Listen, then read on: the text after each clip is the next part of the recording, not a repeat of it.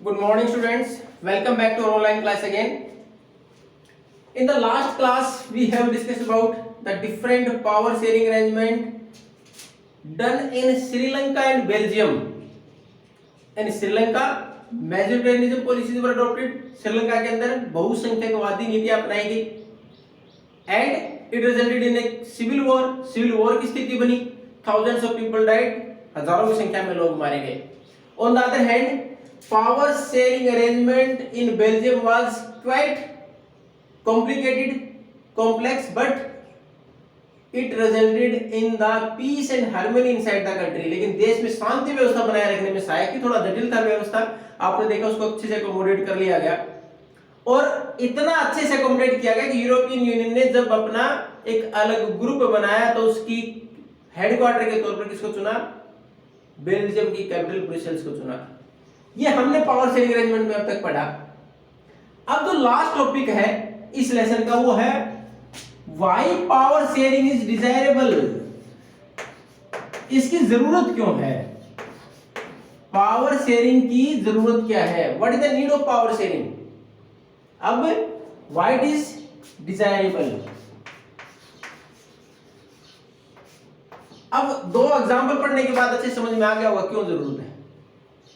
अब जब हमने बेल्जियम का एग्जांपल देख लिया, श्रीलंका का एग्जांपल देखे तो बहुत आसानी समझ में आ जाना चाहिए कि क्यों जरूरत है पावर शेयरिंग की. एक तरफ श्रीलंका ने पावर शेयर नहीं की, मेजॉरिटी कम्युनिटी ने डोमिनेट करने का प्रयास किया, माइनॉरिटी के ऊपर स्थिति क्या बनी? सिविल वार की बनी और बहुत ज्यादा आर्थिक और सामाजिक तौर पर नुकसान हुआ, बहुत सारे लोग मारे गए, इकोनॉमिक डेवलपमेंट रुक गया देश का. तो इसलिए पावर शेयरिंग जरूरत है कि हम हर कम्युनिटी के साथ पावर शेयर करें. दूसरा, बेल्जियम में हमने उसका पॉजिटिव प्लस पॉइंट देखा कि पॉजिटिव पॉइंट और प्लस पॉइंट देखा कि पावर शेयर की तो सब कुछ अच्छे से चला, कंट्री पीस एंड हार्मनी के साथ आगे भी बढ़ा. और यूरोपियन यूनियन, यूरोप का एक छोटा सा देश जो कि आपने कंपेयर किया था हमारी बुक में, हरियाणा से भी छोटा है, उस देश को अपनी मेन हेडक्वार्टर के तौर पर चुना गया. तो इसलिए पावर शेयरिंग डिजायरेबल है. दोनों एग्जाम्पल समझ में आ जाता है. अब हालांकि फिर भी दो रीजन दे रखे हैं कि तो पावर शेयरिंग है अवॉइड कॉन्फ्लिक्ट्स. अगर हम पावर शेयरिंग करेंगे तो हमारे यहाँ समाज के अंदर जो विवाद हो सकते हैं, मेजॉरिटी और माइनॉरिटी के बीच जो विवाद हो सकते हैं, उनको रोका जा सकता है. अब जैसे ही हमारे पास कॉन्फ्लिक्ट होगी तो क्या होगा? द सिचुएशन बिकम वायलेंट, हिंसक भी हो जाएंगी स्थितियां. तो उसके बाद it effect the development of the country, देश के डेवलपमेंट को भी इफेक्ट करेगा. Even in stability in the government, यहां तक कि सरकारें भी स्थिर नहीं रह सकती क्योंकि सरकारें काम कर ही नहीं पाएंगे. ऐसी परिस्थिति में सरकारें रहेंगी कहां से, ढंग से काम कैसे करेंगी? तो ये हमारे क्या होगा अगर पावर शेयरिंग नहीं करेंगे तो उससे क्या है, हमारे यहाँ वायलेंट भी हो सकती स्थितियां और इनस्टेबिलिटी रहती है देश के अंदर, अस्थिरता रहती है देश के अंदर. इसलिए पावर शेयरिंग डिजायरेबल है to avoid the conflicts as well as to make the government stable. और उसके साथ साथ आपने एक वर्ड और देखा था, to avoid the tyranny of the majority over minority. Minority को का उत्पीड़न न हो मेजॉरिटी के द्वारा, उसको रोकने के लिए पावर शेयरिंग की जरूरत है. दूसरा रीजन, हम डेमोक्रेसी पढ़ रहे हैं, लोकतंत्र पढ़ रहे हैं, और डेमोक्रेसी की स्पिरिट क्या है, महत्वपूर्ण चीज क्या है? Who are affected by the decision must be include in the decision making process. जो लोग प्रभावित हो रहे हैं डिसीजन से, उन लोगों को शामिल तो किया जाए. डेमोक्रेसी है क्या? लोकतंत्र, लोगों का शासन. The people must involve in the decision making process, की लोग शामिल हो उसके अंदर. तो ये क्या है? It is the spirit of the democracy. ये लोकतंत्र की मूल भावना है कि जो लोग डिसीजन से प्रभावित होते हैं उनको शामिल किया जाए.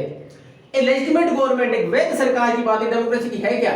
Where people are involve in the decision making, जहां लोगों को शामिल किया जाए. तो एक रीजन तो ये, it avoids conflict as well as it also helpful in the stability of the government और stability inside the country. देश के अंदर स्थिरता बनाए रखने के लिए जरूरी है. दूसरा reason, it is the spirit of democracy, मूल भावना है. अब इनको दो हिस्सों में डिवाइड कर दिया हमने. जो पहला रीजन था जहां हम ये कैलकुलेट करते हैं कि इससे नुकसान क्या होगा, फायदा क्या होगा. हमने देखा कि पावर शेयरिंग क्यों जरूरी है, विवाद रुक जाएंगे, देश का डेवलपमेंट होगा. इसमें हमने देखा कि देश के लिए बेनिफिट है पावर शेयरिंग. तो ये होगा प्रूडेंशियल रीजन. ये है प्रूडेंशियल रीजन. कई बार क्वेश्चन पूछ लिया जाता है बोर्ड में ही what do by prudential reason और what do by moral reason, ये दो रीजन में डिवाइड करते हैं हमने। प्रूडेंशियल रीजन कौन सा है? The decision which is taken after calculating the gain and loss, कि हम कोई भी डिसीजन इस प्रकार लें जिससे ये पता लगे इसका क्या फायदा होगा क्या नुकसान होगा, उसका आधार पर डिसीजन जो प्रूडेंशियल रीजन है।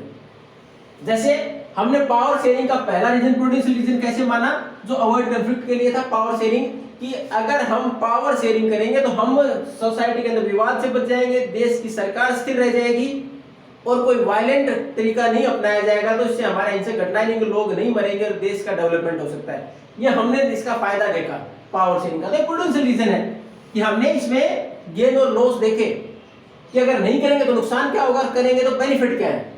लेकिन दूसरा रीजन है उसको हम बोलते हैं मोरल रीजन। मोरल रीजन में क्या था कि हमने माना कि डेमोक्रेसी क्या है, डेमोक्रेसी लोगों की सरकार है तो लोगों को डिसीजन मेकिंग में शामिल किया जाना चाहिए।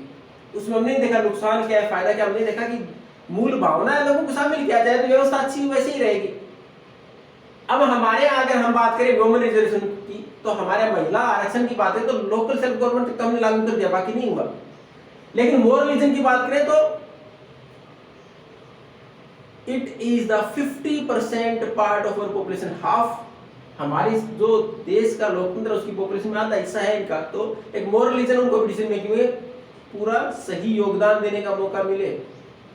हालांकि इससे कोई ऐसा नहीं है कि कॉन्फ्लिक्ट राइज हो रही है नहीं हो रही है, तो हमने ऐसा कोई देखा नहीं उससे नफा या नुकसान होगा। हमने केवल ये माना कि वो भी मूल भावना है कि देश के अंदर सब लोग पार्टिसिपेट करें, महिलाओं की संख्या भी ज्यादा, उनको उस प्रकार का मौका मिलना चाहिए।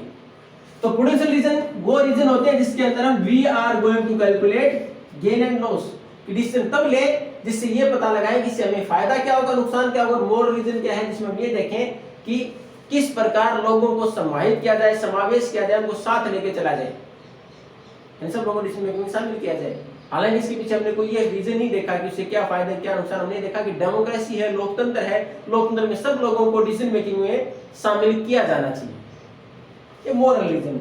तो हमारे पास ये lesson complete, first lesson of civics power sharing.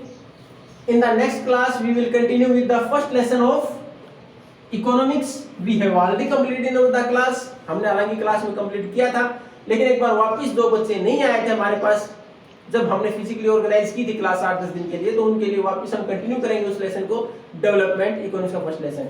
इस लेसन में अगर कुछ भी समझ में नहीं आया, you can ask. Thank you, have a nice day.